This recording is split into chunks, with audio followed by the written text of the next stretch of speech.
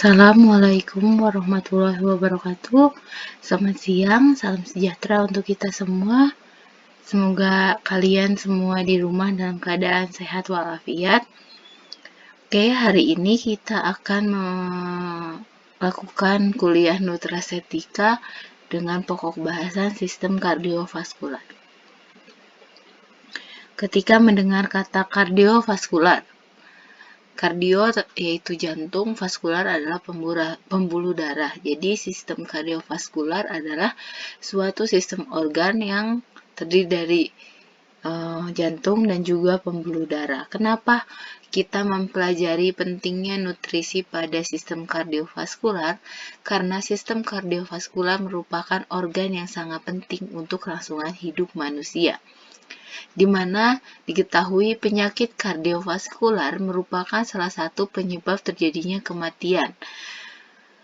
Jadi penyakit kardiovaskular itu menyumbang dari 10 urutan tertinggi penyebab kematian di dunia, di mana data WHO pada tahun 2008 menunjukkan 17,3 juta kematian per tahun akibat penyakit kardiovaskular, di mana 7,3 juta diantaranya disebabkan oleh serangan jantung dan juga 6,2 juta disebabkan oleh stroke. Serangan jantung yaitu suatu serangan yang terjadi mendadak di mana jantung berhenti berfungsi. Sedangkan stroke adalah suatu cerebral atau cerebrovascular disease, di mana ditandai dengan pecahnya pembuluh darah di otak yang mematikan motorik dari tubuh. Jadi ada stroke yang kalian pernah dengar, stroke ringan, stroke berat, atau yang ringan itu biasanya hanya sedikit gangguan motorik yang terganggu, misalnya muka berubah atau pergerakan tangan. Namun jika stroke yang parah bisa hampir seluruh badan tidak bisa digerakkan. Kalau serangan jantung fokus pada organ jantung, sedangkan stroke ini berpengaruh oleh pembuluh darah. Oleh karena itu disebut penyakit kardiovaskular, jadi penyakit-penyakit yang berhubungan jantung dan pembuluh darah. Jika dilihat pada grafik di sebelah sini, ini adalah persen kematian yang diakibatkan oleh penyakit kardiovaskular pada pria. Jadi 46% diantaranya disebabkan oleh penyakit jantung iskemik. Penyakit jantung iskemik adalah kurangnya suplai oksigen ke jantung, akhirnya penurunan fungsi jantung, dan kadang bisa disebut juga bisa serangan jantung. Lalu cerebrovascular disease ini 34%, di mana cerebrovascular ini adalah stroke, jadi kerusakan pembuluh darah yang ada di otak. Diikuti dengan hipertensi, penyakit jantung rematik, dan juga penyakit jantung inflamasi, dan juga 11% lainnya adalah penyakit-penyakit kardiovaskular lain seperti diabetes mellitus, gangguan pada sistem lemak atau hiperlipid, dislipidemia, dan juga aterosklerosis. Oleh karena itu, ini di pria, sedangkan pada wanita penyakit jantung iskemiknya tidak sebesar di pria, namun sama menduduki tempat tertinggi penyakit jantung iskemik, cerebrovascular disease, penyakit hipertensinya jauh lebih tinggi, yaitu 7%, sedangkan yang lainnya hampir sama. Jadi karena tingginya penyakit kardiovaskular ini yang menyebabkan kematian, maka banyak penelitian bagaimana mengupayakan pencegahan untuk penyakit kardiovaskular ini. Salah satunya adalah dengan memperhatikan nutrisi atau asupan makanan yang baik untuk tubuh. Maka kita pelajari hari ini. Sebelum mempelajari tentang nutrisinya, kita belajar dulu apa sih faktor resiko yang bisa menyebabkan cardiovascular disease. Di sini pada gunung es yang dilihat di permukaan hanya kecil, ternyata faktor resiko yang menyebabkan kardiovaskular ini sangat tinggi. Jadi kalau tadi 17,3 juta disebabkan oleh penyakit kardiovaskular, ternyata yang menyebabkan 17,3 juta ini banyak banget. Nah, jadi faktor resiko lain yang bisa menyebabkan penyakit kardiovaskular adalah bobot badan yang berlebihan, yaitu obesitas. Lalu aktivitas fisik sangat mempengaruhi yang bisa menyebabkan penyakit kardiovaskular, diantaranya kurangnya olahraga.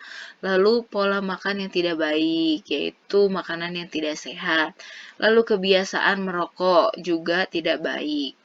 Nah, dari obesitas, gangguan aktivitas fisik, lalu pola makan dan juga kebiasaan merokok ini berpengaruh outputnya pada beberapa sistem tubuh, di antaranya peningkatan tekanan darah, lalu peningkatan kadar gula, lalu peningkatan kadar lemak, lalu selain dari pribadinya ya ternyata dipengaruhi juga lingkungan, yaitu polusi udara dan juga faktor sosioekonomi.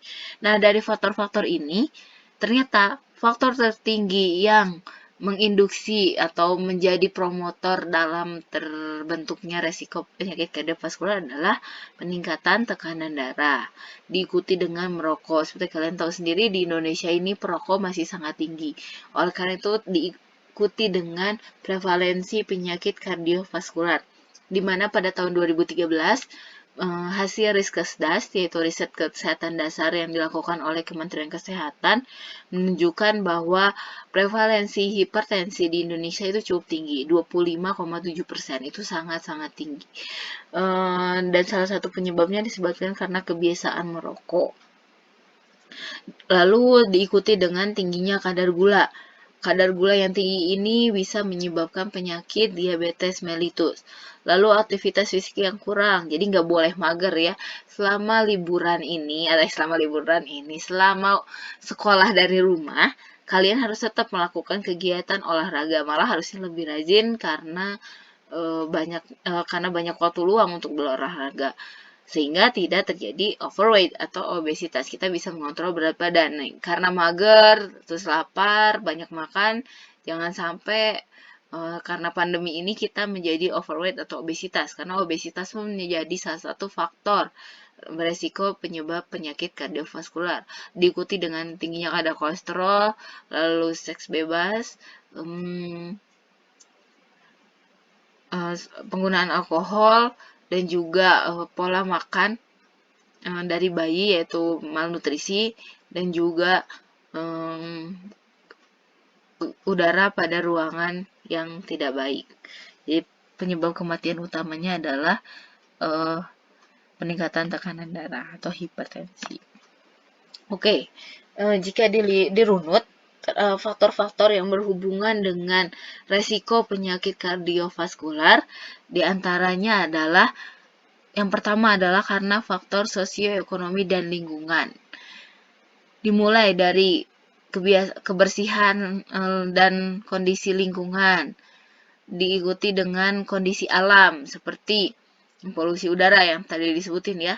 Polusi udara yang tidak baik juga bisa menyebabkan resiko penyakit kardiovaskular. Lalu kebisingan, kurangnya lahan hijau dan temperatur ekstrim, di mana kondisi lingkungan dan juga cuaca ekstrim atau keadaan lingkungan yang tidak sehat bisa menimbulkan resiko kardiovaskular karena memberikan tekanan pada pola pikir.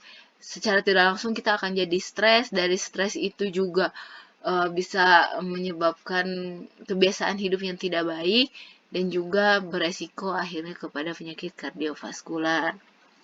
Seperti kalau faktor sosial ini, status sosial ekonomi yang rendah, pendidikan yang rendah, jadi tidak tahu ya, jika pendidikan rendah, kemungkinan pengetahuan akan kesehatan juga rendah, seperti yang sudah kita bahas pada minggu lalu ya, bahwa nutrisi itu kadang dipengaruhi oleh tingkat pendidikan, kecukupan nutrisi itu. Nah, dari faktor-faktor tersebut, kebiasaan ini bisa mempengaruhi kebiasaan. Lalu sanitasi yang buruk, juga kondisi lingkungan bisa gampangnya tubuh mengalami infeksi. Lalu dengan adanya tekanan kehidupan bisa memacu seorang untuk merokok, meminum alkohol, dan juga karena merasa udara di luar tidak baik, kurangnya lahan hijau, males ya berolahraga, akhirnya aktivitas fisik berkurang.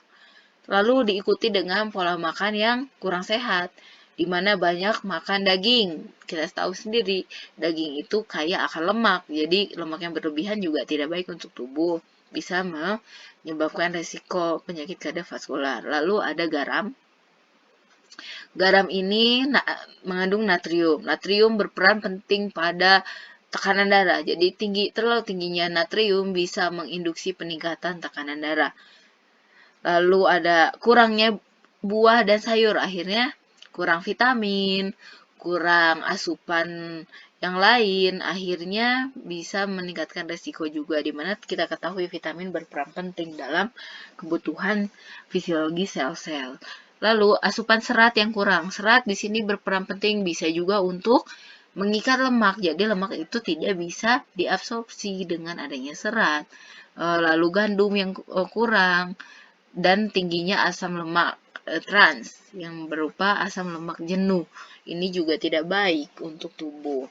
Akhirnya, dari kebiasaan kurang aktivitas, merokok, alkohol, lalu pola makannya tidak baik, dari pola makan yang berlebihan ini bisa meningkatkan jaringan adiposa yang ada pada tubuh. Akhirnya, terjadi penumpukan lemak.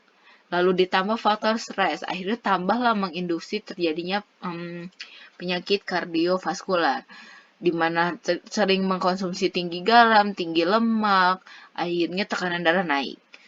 Lalu tekanan lipid naik, kadar lipid naik. Akhirnya gula juga naik karena pola konsumsi yang tidak baik. Lalu proses inflamasi karena adanya suatu infeksi dari lingkungan yang tidak baik. Akhirnya bisa menyebabkan infeksi pada pembuluh darah, yaitu mencetuskan juga aterosklerosis, yaitu plak pada pembuluh darah. Akhirnya terbentuklah penyakit kardiovaskular, yaitu penyakit jantung iskemik, stroke, gagal jantung, lalu penyakit pada arteri perifer, dan juga rematik pada jantung. Jika kalian ingin mempelajari lebih lengkap, silakan download di jurnal ini, saya sudah kasih linknya. Nah, tadi kan jadi faktor-faktor tuh ada dari faktor individu sendiri, lalu faktor-faktor yang menyebabkan kardiovaskular, penyakitnya akhirnya dari penyakit kardiovaskular sendiri. Nah, untuk individu terdiri